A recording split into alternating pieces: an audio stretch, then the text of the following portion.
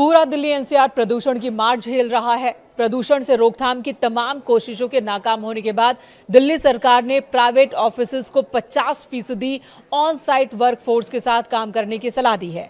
यानी कि 50% कर्मचारियों को वर्क फ्रॉम होम की सलाह दी गई है। पर्यावरण मंत्री मनजिंदर सिंह सिरसा ने इस बात की जानकारी दी। उन्होंने कहा कि ग्रेप 3 के तहत ही दिल्ली सरकार प्रदूषण नियंत्रण उपायों को सक्रिय रूप से लागू कर रही है। सार्वजनिक स्वास्थ्य और वायु गुणवत्ता की रक्षा के प्रयासों को तेज किया गया है।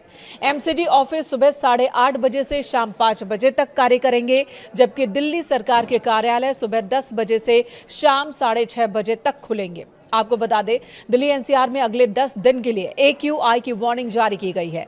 केंद्रीय पृथ्वी विज्ञान मंत्रालय के तहत आने वाली फोरकास्टिंग बॉडी ने कहा कि अगले 10 दिनों तक एयर क्वालिटी बहुत खराब कैटेगरी में ही रहने वाली है, इसमें कोई सुधार नहीं होने वाला।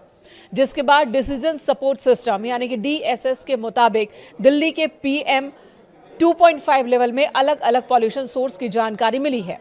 दिल्ली की जहरीली हवा में ट्रांसपोर्ट सेक्टर का सबसे बड़ा योगदान सामने आया है। लगभग 15% प्रदूषण की वजह ट्रांसपोर्ट ही है और ऐसे में वर्क फ्रॉम होम नियम से सड़कों पर गाड़ियों की संख्या कम होगी और प्रदूषण में कमी की उम्मीद है।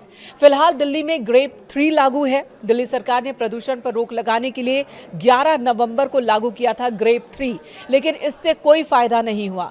AQI स्तर में कोई सुधार देखने को नहीं मिला, जिसके बाद अलग अलग स्टेशंस की बात करें तो AQI 400 के पार ही दर्ज किया गया है और यही वजह है कि ग्रेप 3 को और ज्यादा सख्त किया जा रहा है। फिलहाल ग्रेप 4 लागू नहीं है, लेकिन सरकार इसके नियमों को ग्रेप 3 के तहत ही लागू कर रही है और इन्हीं में से एक फैसला है दफ्तरों में लोगों की संख्या कम करना, यानी कि 50% कर्मचारियों के साथ काम करने का ये फैसला। CAQM ने अपने लेटेस्ट नोटिस में कहा कि CAQM ने 21 नवंबर 2025 को ग्रेप शेड्यूल को रिवाइज किया है ताकि इसे और सख्त बनाया जा सके, दिल्ली एनसीआर में एयर क्वालिटी को बहुत ज्यादा खराब होने से रोका जा सके।